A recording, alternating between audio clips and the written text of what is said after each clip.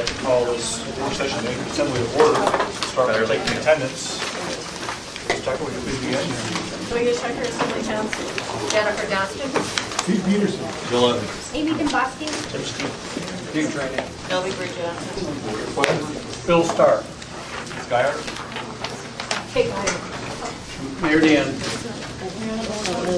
Thank you very much. Ms. Ray Jackson, would you kindly lead our discussion, please? Thank you, Mr. Chairman. First, I'd like to say welcome, everybody. It's so exciting to see all the department directors here this afternoon. And I think the process will be we'll go amendment by amendment, and we'll give each sponsor an opportunity to talk about their amendment, and then we'll give the administration an opportunity to respond to the amendment. Thank you. So we'll start with amendment number 1. Mr. Hall and Mr. Starr. Hi. There's actually 2 amendments in here that try to address the broadband request for increased broadband capabilities at the library. I tendered one last Wednesday that just made the packet later today. For some reason it was left off. So there's 2 amendments that address the same thing. If you'd be all right, I'd like to concur and speak to both of them. Amendment number 1 is $72,000 for high-speed internet and technology improvements, sponsored by Mr. Hall and myself. That one raises property taxes to produce that. Amendment number 5, I'll probably change it to the same amount. I have $70,000 in for the increase of broadband capabilities by using what's under our tax anticipation note interest expenses. If you read the budget book on page 2-13, the TAN's interest expense is higher than, significantly higher by $80, $90, or $100,000 more than we've actually spent on short-term interest borrowing. So my interest would be to balance the budget by sliding over some of the TAN's monies that we put into our budget. That would be one way to do the increased broadband capabilities, or as Mr. Hall and I project, to try to deal with that anticipated need by raising property taxes. Thank you. Madam Chair, we've agreed, it didn't, for whatever reason, we left it off our list, but that's one of the ones that we had agreed to incorporate into the S1 version, so we concur with the amendment. Yeah, I just talked to your staff, Mayor, about the opportunity to perhaps not have to raise property taxes for it. The anticipated interest expense would be one area that we may want to do that. We've not historically spent that much on TANs. So my feeling, if you're going to, in some cases, you're going to tax to have the anticipated interest expense. In this case, we may want to look at it in April again as well. But I appreciate your support in the broadband. What we'll do is, of course, have Kate and her team look at whether or not that is a good way to go with that. If not, it's a very small property tax amount too. So one way or the other, we concur with that. Yeah, Mr. Hall's on the phone as well, but we chatted about both concepts. So if you, between now and Wednesday, had a chance to look at the TAN's situation, Mr. Whitehead and I just had a conversation about it. Certainly, as you say. Thank you, Mr. Starr. So in other words, amendment number 1 and number 2 are the same amendment, just different revenue sources. Number 1 and 5. 1 and 5. Thank you. Ms. Johnson? Yes, I mean, that's interesting about TANs. We haven't been so fortunate in the past, so I'm not quite sure where it's going this year. But if Ross feels that we have some kind of comfort level in that. I have a question, and we've gone back and forth with the director of the library on the broadband, and each year I've asked for sort of a status update, and I know that this is kind of given a pass on that, but where are we with this? Because this isn't the first year that we've added to the budget as far as broadband. Go up there, or just, I have a big booming voice. We spent $102,000 this year on broadband, and we improved all of our broadband except for a couple of the branches.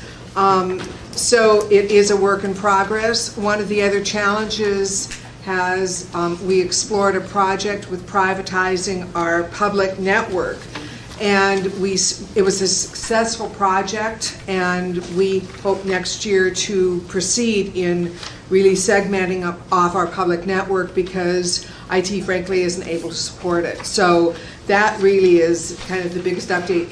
It has taken, we did this project, it took us 6 months just to get to that project. So the overall broadband is better, it's 100 at LUSAC. The additional dollars will go for another step up. In addition, we have contacted ACS for a pilot project, or not a pilot project, but to support our 4th floor innovation lab. So we are exploring other avenues in addition to the city's. So this funding would go to increase the broadband, well, It would do a couple of things. It would increase the broadband. It would give us that leeway to increase the broadband. Clark School, for example, has fiber at Clark School, but it didn't make it over to the library, so it will allow us to the latitude of exploring that piece. It will help us in working to privatize our public and to work on the privatization piece. okay, thank you. You're welcome. And just one comment, I'm sure everybody realizes this already, but we're going to do the operating budget first, which is what we're doing, and then we'll go to capital budget. Okay, let's go to amendment number 2. Can I make Oh, I'm sorry, Mr. Steele. just a question? For those of us who haven't been here forever, what's TANs? Okay,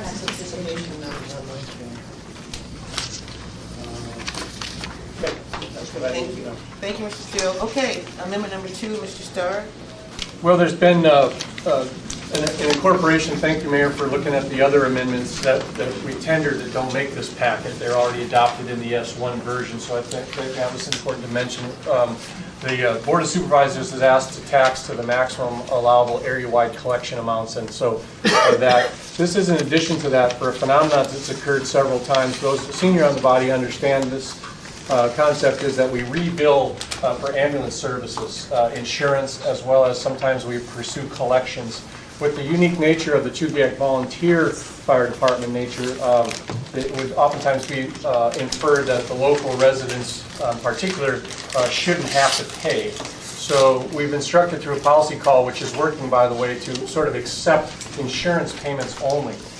So when you get an insurance check in the mail, oftentimes it's an 80-20 blend. For that, we've been actually able to relieve the pressure on the local residents. It is a volunteer nature as well supported by mill rates. However, the phenomenon that's been happening out there is the increased service area calls to the Glen Highway.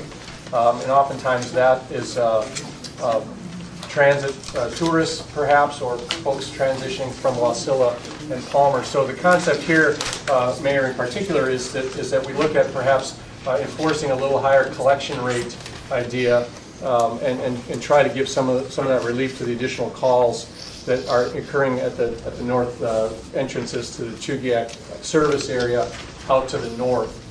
With the addition of the MEA power plant and that industrial land out there, we may be a little bit behind the power curve in public safety. So the idea would be looking at increased revenue billings, which when we revisited this last time, Mayor, in concert, your department actually started to enforce the collection policy and raised revenues by well over $150,000. Last year, we exceeded the revenue expectations in the budget book, and I would bet if we tweak the policy here, we could probably squeak another $50,000.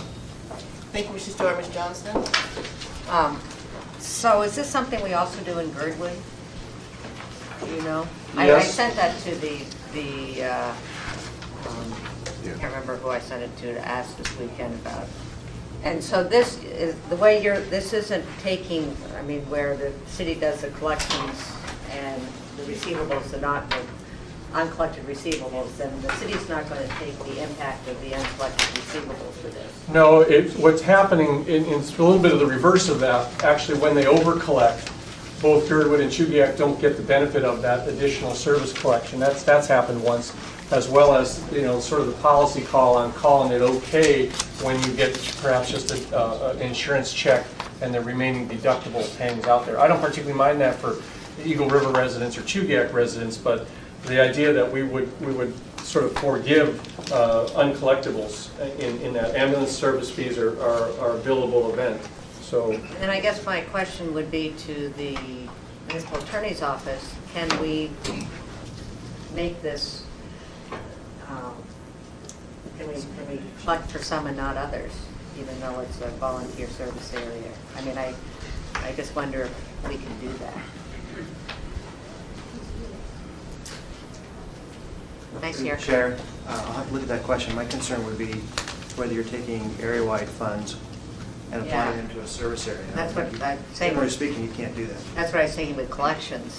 To me, that was an area-wide, but then I'm also wondering if with what Mr. Starr is suggesting, also that we would be collecting from some and not others. Is that correct? Well, it is, but the two points of interest. Ambulance is area-wide service fund, so that your concept that it would support the Chugach Volunteer Fire Department, that's fine, but ambulance fees are an area-wide service amount. So in this particular case, I don't think we violate the rule there of supporting a service area, because the ambulance service is an area-wide function for that service. But, you know, again, you're right on with talking about Girdwood in the mix here. It's just a matter of when we collect over and above the budgeted amounts, I would think that some of that could be sent over. We're incurring this service partly, you know, and it's never a good thing to have more accidents than you thought, but what oftentimes drives those collections up is you work more. So in our sense, with the flat budget, both the auxiliary, which is slightly different than the Chugach volunteer group, we don't seem to get over and above the collections. We just get our budgeted amounts, when in fact we've seen an increased trend in it, particularly in bad weather years, with Chugach really working hard on the Glen. Thank you, Mr. Starr. I just one comment. I got a little confused when I'm looking at the fund. I didn't recognize the fund number you have here, but it's the revenue account. It's the revenue account, yes, Right. ma'am. Mr. Mayor, do you have any comments? No, I think Ms. Johnson's question was a good one, and we'll probably do a little research between now and Wednesday to make sure that if we do this, we can do this. A question back to Mr. Starr. Obviously, you know, in our previous, well, not in the previous amendment, but as you've noted, we did increase Chugach volunteer mill rate up to the maximum. I would think that that increase would cover any additional operating needs that they would have. To a certain degree, Mayor, and I appreciate you guys doing your homework on the concept. You know, we've just taken on a new fire station, new utilities. We've got a parking agreement next door, so I think that that's the case. They're also playing catch-up from the fact that we didn't tax to the full-service mill rate last year and perhaps pull down some fund balance reserves. And I was brought to the attention by the Board of Supervisors that both Ms. Dembowski and I didn't move an amendment last year to tax to the maximum collectible, even though they thought that they had budgeted for that. So some of it's a collection error on that. But you know, going back to the actual numbers, and I gave you the revenue account to take a look at it. You know, in 2013 we collected just about $125,000 more, and then revenue collections grew by $1.2 million in ambulance service fees. Between 13 and 14. So if we're doing our homework, I think we should collect the fees based on those revenue services. And I don't disagree with the fact that the revenue may be there. It's just, since we're already increasing their budget by almost $100,000, whether or not an additional 50, I haven't heard from them that they were looking for that additional money. And I don't want to debate too heavy on Wednesday, but some of it's a policy call on what we enforce collections on, and so the idea perhaps that you know, and again, an accident's never a good thing, but if there's insurance payments, that was the logic why we even bill insurance, was that if in fact you can tender an insurance claim to a provider for ambulance services, we should collect it. My point is, if it's Wasilla and Palmer and those folks, I think we should send an additional bill out to them saying, hey, you guys still owe us the 20% copay once you pay up for that service tendered. Oftentimes the transit amounts, especially with Girdwood, it gets a little crazy. You know, we used to always, and you'll hear the people when we try to enforce the collections locally, Ms. Johnson, when we try to enforce that extra collections, they're like, what do we pay for? However, you know, I think the service providers are working a lot harder than we think. Thank you, Mr. Starr. Okay, we'll move on to amendment number 3. Mr. Crane, will you do both of us? On behalf of both of us, I'll do part of it, you do the rest of it. We just think, given the fact that Title 21's been extended now till for another year, we need to have applying staff brought up to where it needs to be to deal with any change in Title 21. Jennifer, I think we've got some changes over here. I think we've got some changes coming forward, especially multifamily housing. We need to have applying stuff there to take care of. Just attempt to add it back in to help our planning department. Thank you, Mr. Trainee. Mr. Steele? Also, Spadard Road, corridor plan is also in the works. Thank you, Mr. Steele. Mr. Starr? Mr. Trainee, it's interesting you link Title 21 with the planner. So, you know, in some of the code review, you address Title 21 changes or adopting new code, no code through a plan reviewer. In this case, you're trying to put somebody in the planning aspect, the long-range planning, or where does this person actually get hired? Jerry? This is a position in long-range planning. And if I can add to that, it's a vacant position that was deleted, and we really think that this position is needed. Ms. Johnson? I'll yield the floor, I guess. I just had a question on what are we planning? You know, the East Side District Plan is now done. We don't have any plans in the queue that I'm aware of for Chugach Eagle River, so what's the workload that's pressing this issue for having a long-range planner? Thank you, Mr. Starr. Hang on to that thought, Ms. Johnson. Actually, and it's really, I was going the same direction as Mr. Starr, because my concern is with what we're doing right now with Title 21. And I do know that particularly Erica is greatly needed on that prospect. And I have heard from industry where they are having trouble getting her to review their plans to see if they're even, you know, which code they should follow, because she's overwhelmed with work. So if I were to support this, how does that help me in Title 21? Does that help you? It will free up Erica to do more. So, and then to follow up, because Mr. Starr has a very good question there, to follow up on his question, what are we doing in long-term planning? I mean, our major projects are pretty well done. What is coming up? Actually, there's a considerable work plan for long-range planning. We're in the process of updating the land use plan map. It's very intensive. All the staff in both current planning and long-range planning are working on that to get that to the commission in the first part of 15. Also working on the user's guide is something that's been discussed previously, hasn't occurred to this point. This additional position would help support that. Both of those, the land use plan is long-term planning, but the user guide is more Title 20. My concern is, are we hiring for the right reasons? Are we hiring where the planning department is deficient? It would be helpful for the department to have this position in long-range planning. As Mr. Steele points out, we do have a plan that's coming up for the Spinard District corridor, that long-range planning is part and parcel to that process. Well, I'll speak more to this on Tuesday night, but I do hope that this is putting resources in the right places. Thank you, Ms. Johnson. Mr. Starr, would you like to continue? How many long-range planners are on your budget now? We have in long-range planning, I believe, 4, and this would be 5.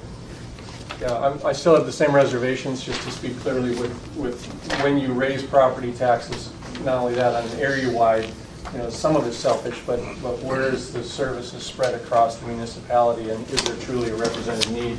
I still want to have that conversation, so perhaps if you had a project list of things that would be done, we can certainly say these taxes turn into this product, but I'm not convinced. Thank you. Thank you, Mr. Starr. And if I may, you just made a comment about where is the service spread amongst the municipality, but it's an area-wide. My Thank point you, on Mr. that Starr. was I don't see any area-wide long-range planning that occurs in Chugach Eagle River. Okay, thank you. Thank you. I think we free up Mr. Erica. Training, Mr. Training. We free up Erica to take care of things she needs to help Jerry out with this. So, better product Mr. Steele. And Title 21 does not make everything consistent for the 2020 plan. You still need to update the zoning map, and which is citywide. That too is sometimes a very onerous process. Thank you, Mr. Steele. Mr. Mayor. Yes, thank you. And just for the body's note, in the sheet that we have handed out of the things incorporated into the S1 version, in community development, we have added back the position of the building official, which is necessary, and also for a structural inspection person. You know, the amount of work down there is increasing, and this position is needed as well, plus $50,000 for professional services for Hanson. So community development has 3 other amendments that we've added in. So, Okay, any other comments on amendment number 3? Great, let's move on to amendment number 4, Mr. Flynn. Thank you, Madam Chair. First off, I'd like to acknowledge and thank the administration for their increment to the public transit budget. Right behind amendment number 4, you'll find the Public Transportation Advisory Board's recommendations. This would simply complement the administration's increase to reach the point that the PTAS recommended. Thank you, Mr. Flynn. Mr. Starr? The 116,000 that's already in public transportation, this is over and above that then? That is correct. This complements the $200,000 request of the Public Transportation Advisory Board. Mr. Wilbur, is there a service cut? I know we're back on the chopping block for Chugiak Eagle River for a route reanalysis here, but are you pulling back levels of service to $84,000?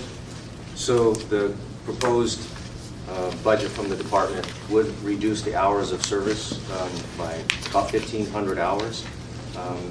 The mayor's proposal to include the additional, about half of that back would reduce our reduction. And so I believe Mr. Flynn's proposal there would take the administration's proposal plus an additional amount to meet what the transit board. If we were not to receive any increases, we will be reducing bus service by about 1,500 hours. We haven't determined where that would be. You have not? Correct. Thank you, Mr. Starr. And you won't between now and Wednesday then? Correct. Thank you, Mr. Starr. Ms. Sabowski? Thank you, Madam Chair. Just to follow up, Lance. So the S1 version has about 116,000 added back in. This 84,000, then you're saying there's probably about 700 hours of decrease if this doesn't pass? The 700, so right now, with the administration's proposal, instead of having 1,500 hours, we would only have 750 with this, whatever the proposal was, I think, 116,000. So that's where we are. If that proposal does not pass with the Assembly and administration support, we'll have 750,000. If it does pass, we probably won't be reducing very much at all. Okay, and you still don't know, just articulate, you don't know which routes they are yet? No, the way we haven't determined that. We've been looking at them, but on basis, we look at all of the service. Those that are the least productive, those are the places that we typically take those resources every year and redistribute those to places where we do have demand. And we do have a lot of that all across town, including in Chugiak Eagle River. Thank you. Thank you, Mr. Sabowski. I have a question before I go to the mayor. Mr. Wilbur. I'll answer most things. So, if this amendment passes, Mr. Flynn's amendment, how many hours will be left? Madam Chair, I don't know. It would be. So 750 is on the table. Yeah. So, what if the math I is- could probably figure that one out. It would be Thank you. very minimal. Yeah, thank you. Mr. Training? Lance, do we have a system, we have cameras that take a picture of the people paying? Because I'm hearing from some people that they get on the bus and the bus driver is busy, so he just waves them through without paying. Do we have? So we do have cameras on all of our buses and at the transit center. We do hear concerns or complaints from passengers or drivers about people not paying their fares, and we're aware of them. We can track those individuals down, and it may be a one-time incident, and if it's a chronic, then we'll find the passenger, or we'll tell the driver not to let the passenger on anymore unless they pay. Thank you, Lance. Okay, Mr. Mayor? No additional comment, except that we will be supportive of Mr. Flynn's amendment. Oh, great. I have a point on this, Mr. Chairman, if that'd be all right to challenge that. Mr. Starr, would you like to? I would, Mayor, the continuation budget concept allows for certain increases in CPI increases and that. And so, we're going from, there's already about a 200,000, I hate to say about, but a round number of a couple 100,000 from 14 to 15. You have a salary increase of about 1%. So I still don't see the math where a cut has occurred that we're trying to restore. So between now and Wednesday, could we talk about that conversation? If you had a decreasing budget, I would say that, such as parks or somebody, but your budget's not decreasing. Granted, your expenses are going up, but I still don't, the math doesn't make sense to me in terms of where we're coming up with this service deficiency that hasn't been pre-identified for one, and the second one is I don't see the numbers coming down or the math adding up with the add backs. So if we could have a deeper analysis on scrubbing that, the math doesn't make it for me. Thank you. Thank you, Mr. Stewart. Okay, let's go to amendment number 6. We dealt with already. Mr. Buck? Thank you. This is in the Transportation Inspector's Office. This is essentially going to be neutral with the revenue source coming in. It's just for the chauffeur license training program, which is paid for by those funds. Thank you, Mr. Buck. Any comments? Mr. Mayor? Thank you. Okay, that will take us to the last amendment, amendment number 7. One more after that. Okay, thank you. Mr. Trainee? Just as increases the amount of money we have for the animal care and control facility. We're trying to get 3 more officers there. There was a study done in 1999 that said how many officers we needed. We've never met that. The city population keeps growing every year. The amount of animals into this town keeps growing every year. I know LB, Gray Jackson, myself get phone calls weekly from people complaining about the fact that animal control cannot get out there to service them. There's not enough officers, so it just adds enough more officers back. If we want to hire 3 officers, and this cost is the complete cost of the 3 officers. Thank you, Mr. Trainee. If I can just add on to that, as Mr. Trainee mentioned, the study in 1999 said that we needed 17 more officers in this growing population of over 300,000 folks, and this only adds 3. And I just hope that we can get the support from our colleagues and also the mayor. Mr. Mayor? We're going to leave this one up to the discretion of the Assembly, Madam Chair. Thank you, Mr. Can I Mayor. have some clarification on who's calling you? Because I've been on this body for a while, and I've never gotten a call in this capacity that somebody didn't show up If for I can service. Go ahead. respond, thank you, Mr. Trainee, and thank you, Mr. Starr. But we have several calls within our district, and we have had since 2008 several calls within our district, folks not showing up, and for other issues. You know, I guess in making sure the public understands what the law says, there has to be a recording of the barking dog, there has to be some of that. So again, I'm not trying to challenge it. If there's that substantial service deficiency, I don't find that I've ever heard a service provider not showing up. Maybe if they're late, that'd be fine, but to not ever show up, I just don't know. Mr. Mayor, perhaps the department director and the animal control, especially because it's a contracted service, if we're deficient in that, the service provider themselves with Goyan or whoever has it now, I would be surprised that they're just not fulfilling it entirely. If it's an increase in service response times, you might have me there, but if we're not complying with the outsourced contract agreement, that's another matter that I'd like to know. Yes, Mr. Starr. Well, let me just say welcome to our world. Mr. Trainee? Some of you people on the body approved chickens. Okay? Some of us didn't vote for that. Some of you did. And believe me, I'll start sending the calls on chickens to you, Bill Starr, because you voted for it. Fine, I'll take them, but again, Mr. Trainee, my point isn't to be flippant, it's just to say, if we have a service provider in an outsourced contract arrangement and they're not providing the service, then first off, have we visited the contract provider to say, you're not showing up? If you're saying that they're late or delayed, that's one thing, but you made the blatant statement that they're going unanswered.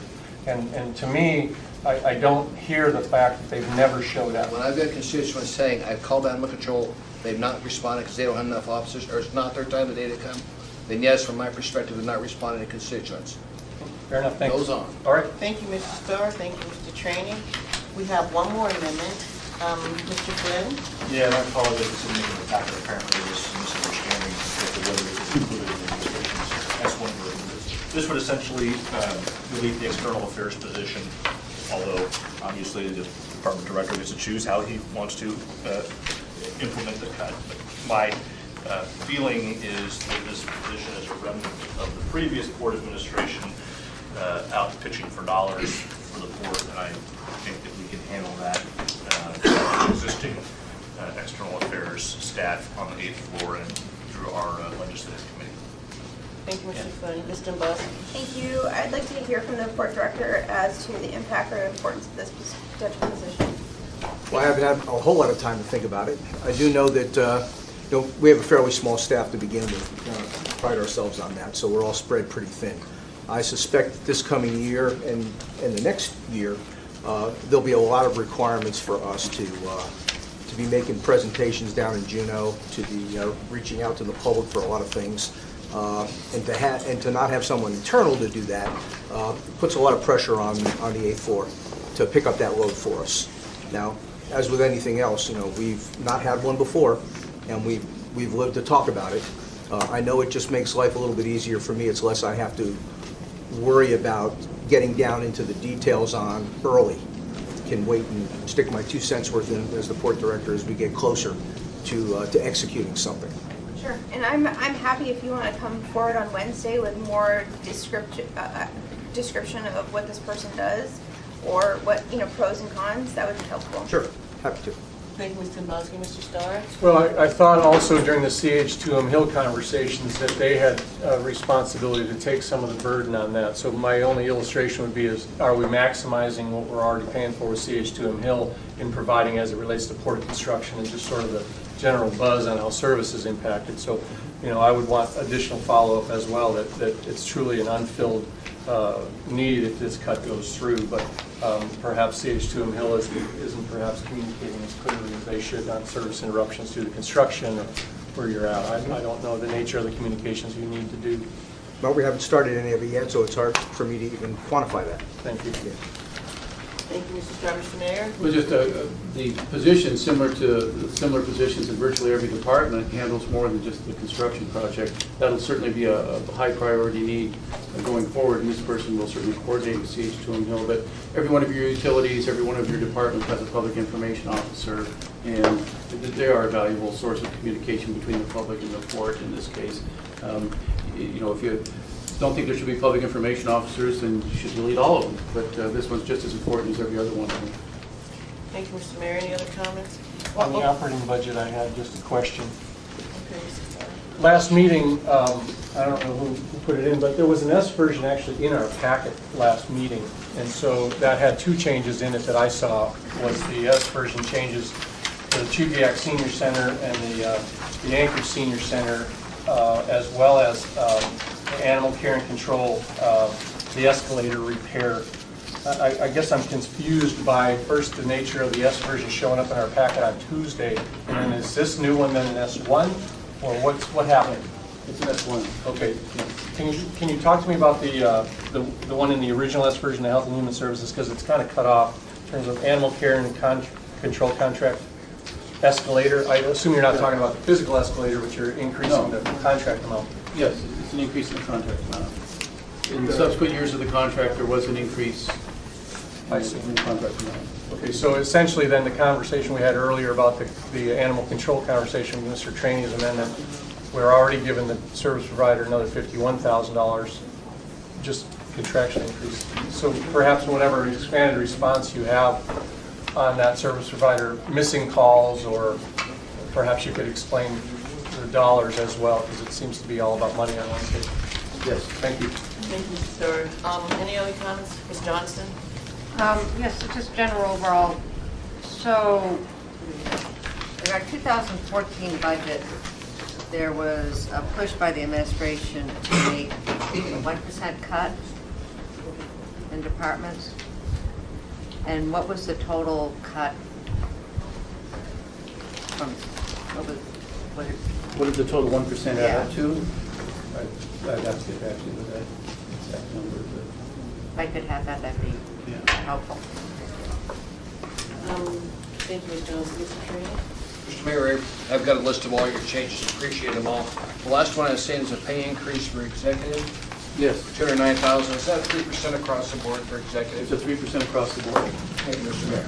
And just so the body knows, there's a chart which we'll distribute for the meeting on Wednesday that shows that'll bring the executives over the 6-year period that we've been in office to a grand total of a 3% raise, as compared to an average of 12.5% for non-reps and all the other contractual employees.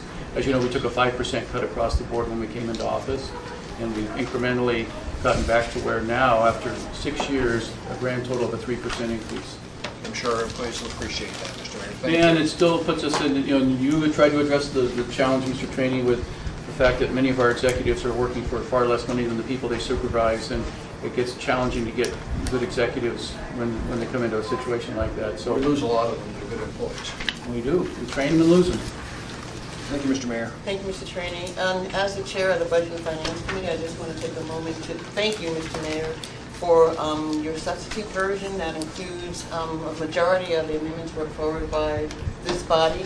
It certainly makes the process more amicable, and I think it's really, really great when both the executive branch of government and the legislative branch of government can agree on the level of services that are provided to our citizens, and thank you. Yeah. Thank you for your comment, because we concur. Okay, let's go on to the capital project budget amendments. And we will start with amendment number 1, Mr. Steele. All right, thank you. This amendment, I didn't have my zeros straight on there, so these, you have to add 3 zeros to these numbers, but what I did was did it in the same format as last year, or as our budget work. But the Spenard Road upgrade, Hillcrest to Benson, was in last year's capital request as a high priority item.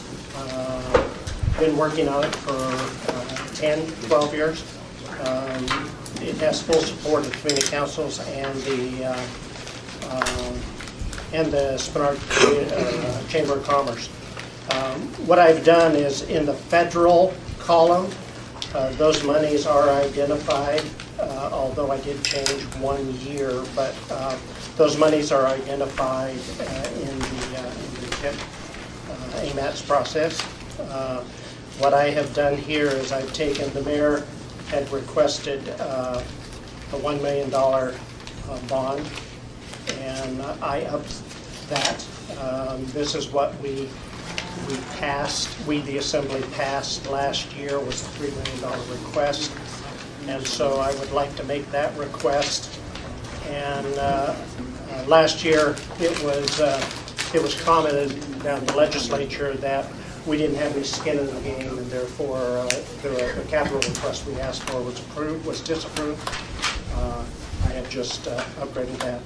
So I've made that request this year, a bond request for $3 million. That's our skin in the game, and I'm asking the state for 5. Thank you, Mr. Steele. Mr. Mayor, excuse me, Mr. Starr, did you have a comment? The math doesn't add up for me again with the $14,500,000 that you're asking for in the amendment. That it may be a format question, because the federal money is all already identified. That's at 4.5. So I'm asking 10, 5 of it to be state, and the others to be bonds in this year and next year. There's already a $1 million, so it's a net increase of $4 million in bond requests. Thank you, Mr. Starr. So then the request should be $10 million if the federal money is already secured, correct? Well, it's in the tip. Secured is a relative thing. Oh, that's true. That's true. That's true. So 14.5 is correct. Mr. Mayor? Yeah, no, we don't support the increase. We made this an AMATS priority. It's in the tip. It's moving forward. It will take a little bit longer as a federal project, but there is no other guaranteed secure source that is reliable as where we're at in the tip. So we think this is unnecessary, quite frankly. Yes, the $1 million was put in by you for this year request for bonds. You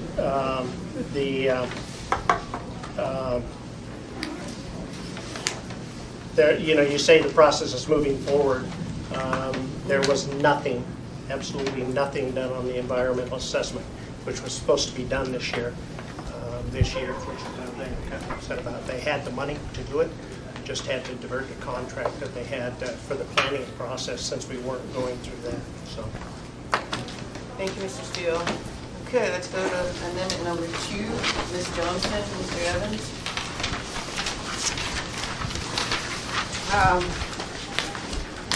This is a pet project. Independence Park is the whole area down by Abbott, between Abbott and O'Malley and Lake Otis.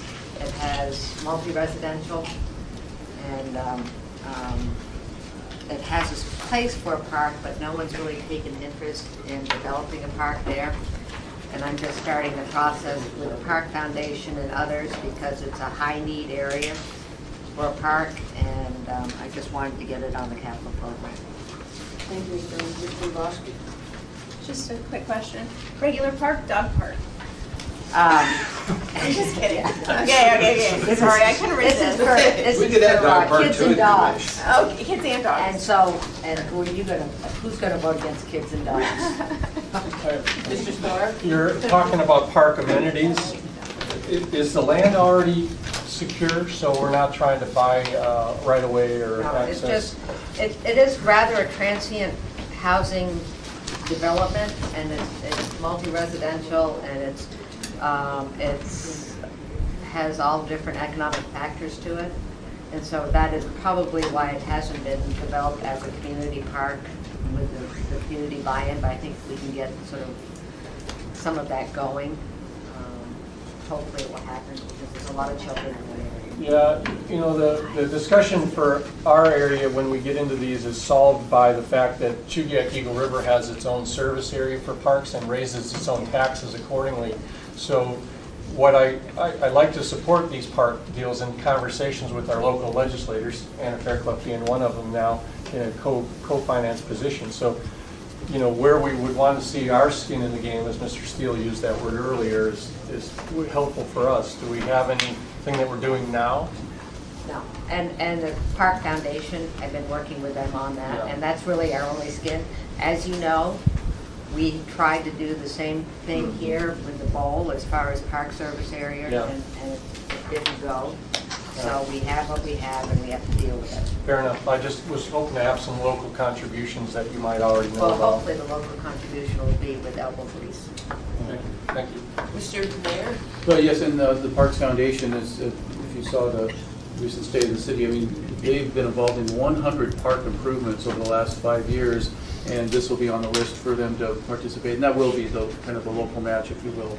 So between the YEP program that they get out there doing work, and the funds they're able to raise from Rasmussen and others, I think we'll be able to match this. Thank you, Mr. Mayor. Okay, let's go to amendment number 3. Ms. Bosky, Yes, this is an ongoing project down in Girdwood. It's the Albert Extension, and I think they're on the bridge first. oh, bridge. Sorry. Got my glasses. Okay, Porcupine Trail Bridge. This is an interesting service area issue. This happened, I don't know if you remember, when Rabbit Lake flooded and took down 3 bridges in Mr. Evans in my district, 2 major ones.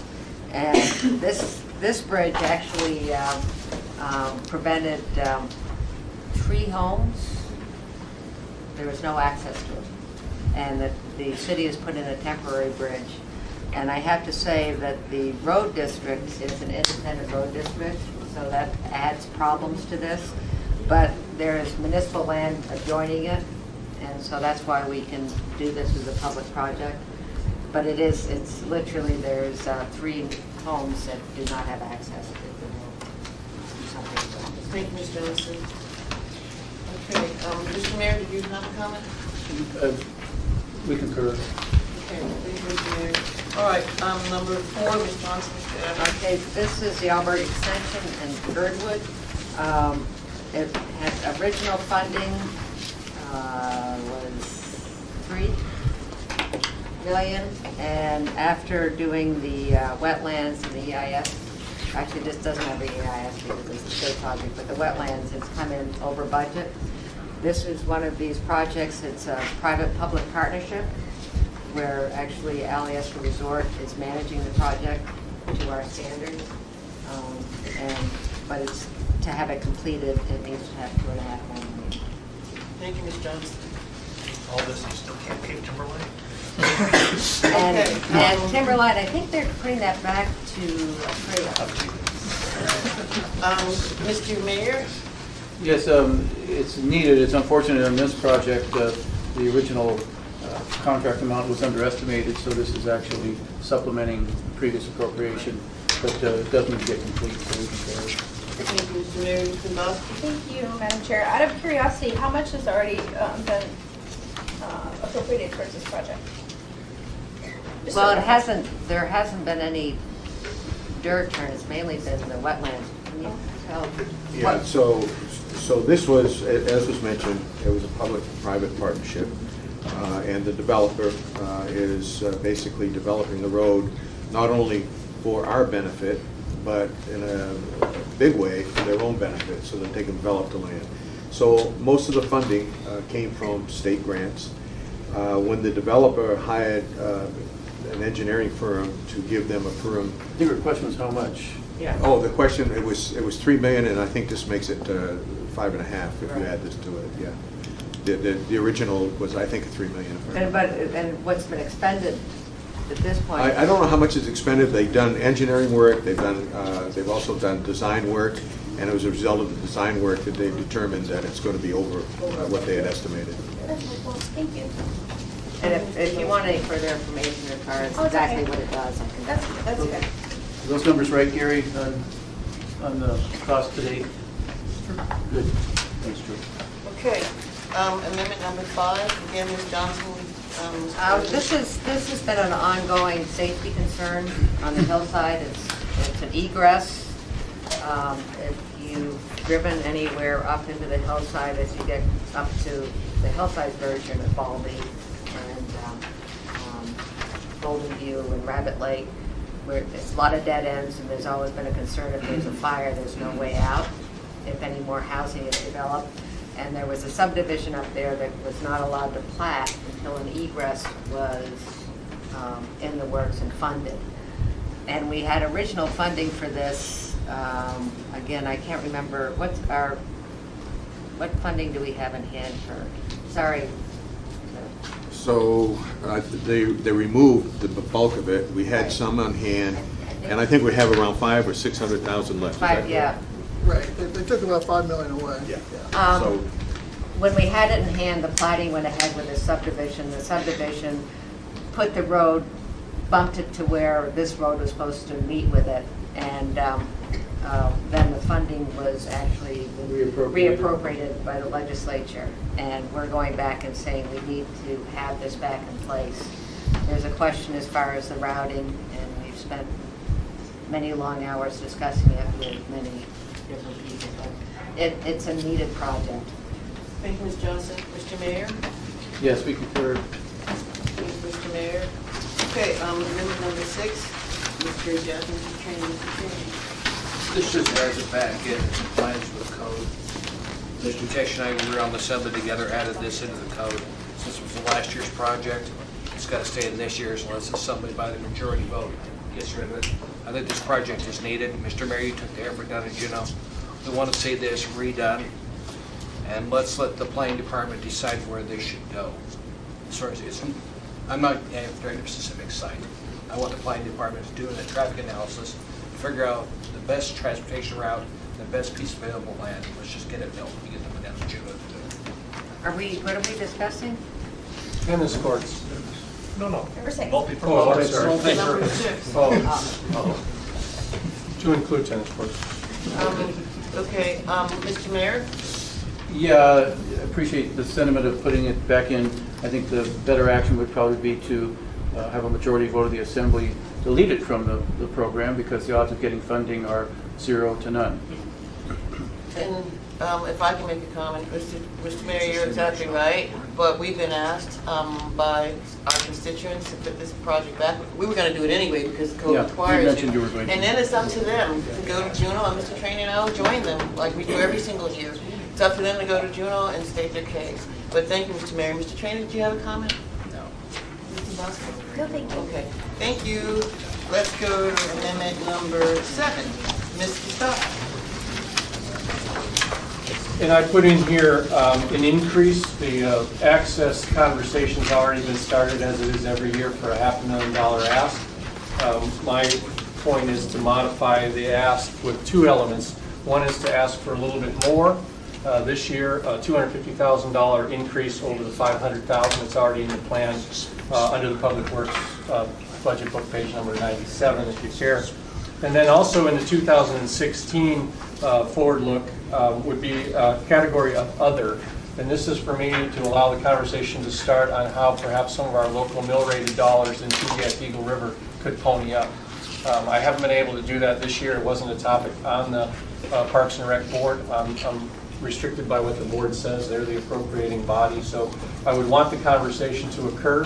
Mr. Rod and I have spoken just in fact today on some of the strategies to sort of get the access either around the access plan, which I add wording into the section to talk about the access plan implementation, as well as how and when we spend that money. So that's sort of where the rubber meets the road for us this year. Mr. Mayor? Yeah, no concerns with that. But I haven't had a chance really to talk with Public Works folks, or I want to get a little bit more information about what they could do. Mr. Mayor. Okay, we're at amendment number... And can I just make one more point? I think the other wording, and Ms. Johnson mentioned this the other night, I think it was her that spoke about the strategy in Juneau seems to be a little bit where we've already funded projects or they're under design and construction to sort of move forward. And one of the plan notes that I take out of the wording is that this project has not started.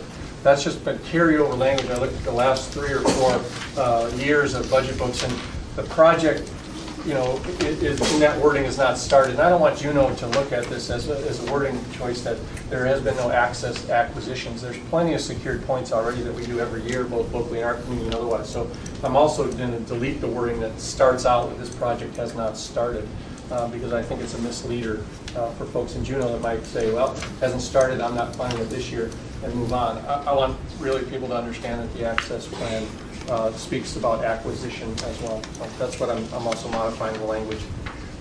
And on that part, we do concur. Thank you for that. Okay, great. All right, amendment number 8, Mr. Starr. Well, this one here, I don't know how to start the conversation this year. Again, I've started it every year on the Muldoon Road, the town park. When you drive by there now, we're doing creek relocations. It makes sense for creek relocations. I've had a little bit opportunity to review the proposed bonds, but we're doing significant improvements that if we don't do some more improvements, the land is going to be in a place that's kind of weird. The trail concept is what I proposed in this one, is to add trails, lighting, and creek improvements that make that land, once it's tailored down the creek, is looking nice through there. When they turn the water on, people are going to want to come there. It connects to a trail across the street. So this one starts the conversation of, can we get some money into the deal to start to look at what we're going to do with the land from a trails perspective. We know where the creek is going to go, and I urge you to drive by it or look at it. It's going to be a natural walking path with probably a 50 or 100-foot setback already designed. Trails and lighting has to be one of the first things we do, so this starts that conversation. It tries to stay away from the commercial use of the property in the corner, whatever that conversation is all about, but I like the look of the park. The way the creek's going to meander through there is pretty slick. They're doing a great job, but it's going to be unusable if we don't do something. Thank you, Mr. Starr. Mr. Mayor? My only concern with this would be that we, in the east side plan, it calls for a master plan of this particular area. I think we probably need to get the plan done first before we put in money for specific construction. Let's develop a good plan, get the consensus of the community on the plan, and then start funding amenities. We could do it, certainly have money in the bank, I suppose. Well, you're right, and that's not to debate. I think the plan is in front of us. We do see the 3 options inside the East Side District Plan. It talks about that. The community's all abuzz with it at community council meetings. Mr. Peterson keeps bringing me those notes. So I think the idea with the capital budget, we have one time to do it. I would like to see things happen in 2015, because I think the community's ready. The plan is in front of us now. Mayor was introduced 2 meetings ago. So I think that plan speaks to it. I think now to pick one of 3 or some conversation there. So that's the soft conversation would be. Otherwise, we wait a whole other year. Thank you, Mr. Starr. Okay, let's go to amendment number 9. Mr. Starr. This works for some pretty exciting news for us. I think Mr. Michaelis knows about this because he's the one that made it happen. At least continuing the dialogue on the tactical range, the police training center, if you will, that's been in design for many years. We have acquired funds previously for the tactical range, the SWAT training center out in the Birchwood area. So with the breakthrough primarily, which which urges this language change is that Eklutna has switched their program and went to their board and talked about actually selling us the land. Prior, all plans had been a leased land arrangement. Mr. Michaelis and Mr. McQueen were able to negotiate that. There's an interest to do an appraisal, moving forward with that. So the idea here is no dollars exchanged here, but change the wording to allow the flexibility of legislative intent to be used for acquisition. And that's the primary thing here is if we can encourage down there to keep up with the commitments they've made. Mr. Michaelis, how many dollars have they contributed to the project so far? We have right now about $8 million remaining. Yeah. And there's a request in the capital program for 4.8, I believe. Yeah, so I guess the wording here is to be clear, we saw legislative intent become sort of the issue, and we want to be restricted from being able to utilize these sort of dollars for purchase and to talk to it. Clearly, that's sort of a new thing since the budget came out in presentation. Eklutna just agreed to the sale if we can come up with the money. Thank you, Mr. Starr. Mr. Mayor? Concur. Thank you, Mr. Mayor. Okay, amendment number 10, Mr. Buck. Thank you. I have alluded to this previously, but as many of you have seen, the Glen Highway Capacity Improvement Project is well underway. The state had in 2012 given the funding for the northbound bridge, as well as decreasing the grade both northbound and southbound. So this would just add to the capital improvement program to allow for funding of that southbound bridge to finish that project. Thank you, Mr. Buck. Mr. Starr? Somebody, perhaps Mr. Flynn, with your experience on AMATs, where does that play into the Anchorage-based improvements for that? Does AMATs have to have the conversation as well as this amendment? What do you know about road improvements at that scale? The purpose for using state funds is to basically circumvent the AMATs process. We would have to adopt it into our plan, but it wouldn't cost you any money. You wouldn't have the as stringent as the Department of Energy. Is this a good strategy then to ask directly for it? Is that what happened last time? It doesn't how much money you have. And if I can add to the conversation, I was specifically asked by one of our legislators to do this specifically. What Mr. Flynn added to the conversations, do we sort of put the burden of the additional conversation onto our back by approaching it through the AMATS topic as well?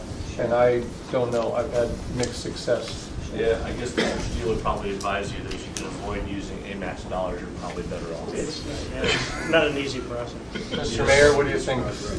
Well, it's a huge ask, and I mean, once again, you have to look at your possibilities of success as well as the need. We know there's a need, but you know, it's going to be a lean budget, folks, and so again, although AMATS is challenging and time-consuming, this is actually probably more appropriate as an AMATS project, because I don't think you're going to get $45 million from the state legislature. Well, in that spirit, I would like to be added as a co-sponsor, so when you get ready to package them up, I think we need to. I appreciate it. And especially with one of the finance chairs that asked me, I think I'm willing to take my chances. Great. Okay, thank you. Can I just ask a question about the amount?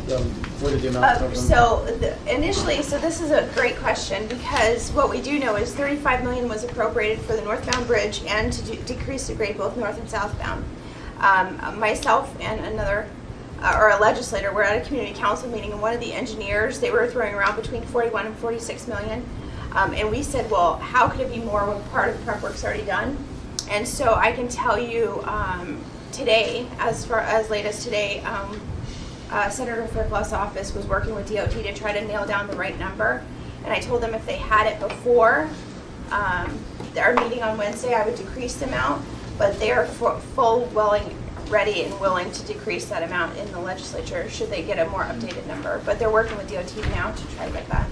But the number that was given by the engineers at that community council meeting was in the neighborhood of 45 million. Yeah, Mr. Mayor, is the Kinnicarn Bridge in the ask from the municipality? Because some of our traffic challenges could be met by the bridge. No, it's a DOT project, state project, so we oftentimes, might issue a letter of support, or as I think we have in the past upon request, but no, it's not in our capital budget. 2 lanes, folks. Thank you to all of you for the conversation. Okay, amendment number 11.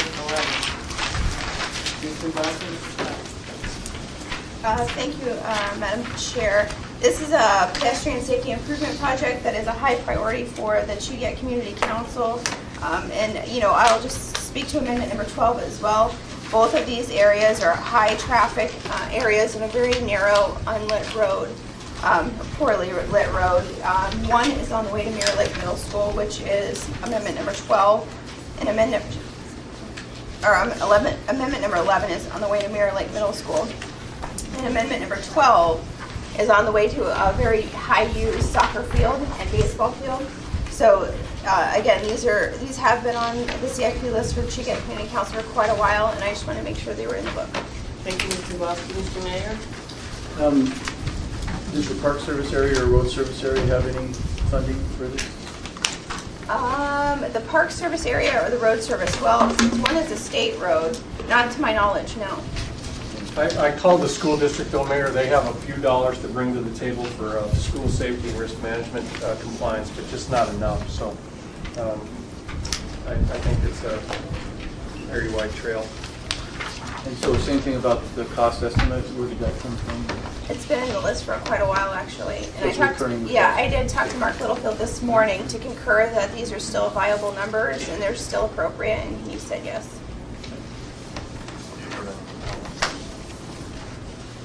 Any other comments? Well, thank you to everyone here in this room for going through this amendment process, and I look forward to a short meeting on Wednesday. I had a question again, sorry. Thanks for asking, Mr. Scott. The legislative packet is not on our agenda for Wednesday, is that right? I haven't looked at it. I was actually going to speak to that in a moment. Well, I thought you'd be gavel south. We made an error. Yeah, we actually, you approved it last meeting, unfortunately, which may lead us to ask you to rescind that action so we can take it up on December 2nd after the changes have been made following your amendment. Right, so it was submitted as an AR, I knew you were going to say it, was submitted as an AR on the consent. Right, it was on the table items, and we mistakenly approved as opposed to holding it over. So, working with the council, I think we'll do a move to amend on December 2nd and incorporate the changes we make at our budget meeting on Wednesday and any others that members bring forward that need approved by. How do we handle the priority changes in terms of, perhaps moving the tactical range back into the queue on the top 10? Some of that, that there's a certain inference that there's priority capital projects, and I always like to have the discussion on who's making the priorities. But those are our suggested priorities, and you certainly have the ability as the body to give us your priorities as well, or rearrange. I mean, what we try and do, of course, are projects that, as have been mentioned, have been started, and we'd like to see them to completion. Okay. And the follow-up question, is that on Wednesday, or are we going to do that sometime later? We'll take up the legislative program on December 2nd. Fair enough, thank you. Anything else? Have a nice afternoon, everybody.